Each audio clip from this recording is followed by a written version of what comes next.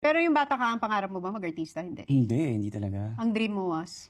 Was to become a basketball player professionally. Pero never pumasok sa isip ko na pwede akong maging actor. Until 2017 nga. Kinuha na ako ng GMA. So, nag-ABS for a while, pero doon talaga nagtuloy-tuloy sa GMA. Yeah. Pinaka-regular show ko talaga was Mulawin versus Ravenna. Nung Maria Clara and Ibarra talaga ako nakilala ng mga tao.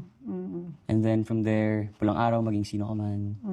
So I think yung Pulang Araw yung minahal ko talaga na show. Dahil? Siguro na-embrace ko na. Yung pagiging actor, yung craft nga, like what you said. Nanalo naman ng award. Yeah. Best actor? Wow. Yeah. Pinaka-ayaw mo sa showbiz? I think it's harder to date. Kasi I prefer non-showbiz, really. Kapag medyo kilala ka, they would think na, oh, baka lalokoyin lang ako nito. Tsaka she will treat you differently. Kasi nga, marami tong babae sa isip nila. So, may preference ka ba, non-showbiz or showbiz? When it comes to dating? Honestly, non-showbiz talaga, but, I'm not closing my doors. Like, baka mas may intindihan ng Ang katrabaho? katrabaho mo. Nagkaroon ka na ba ng relationship sa showbiz? Na showbiz yung partner mo?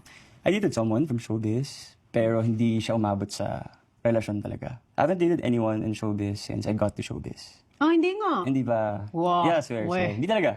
Hindi talaga. Talaga? Kasi sa nung- 8 years, hindi ka nag-date ng showbiz? Hindi talaga. Paano yun sa mga love team mo? Diba pag kinikilig sila sa inyo, tapos they're rooting for the partnership, paano yun? Ay, tumatawa ka na. Talagang parang natawa ka na lang bigla. Iba na yung tawa mo. Pero mga naman, sabihin ng mga love team, ikaw ba nagkagusto sa akin? hindi naman sa ganun. Siyempre, Barbie just, got out from a relationship. Before naman, like, I wasn't thinking about it, diba? Siya ba ang steadfast na love team mo ngayon? Yeah. Si Barbie. Pero iba yung ngiti mo, ha? Talagang natatawa ka na lang, ha? Masabi ako dito eh. Oo.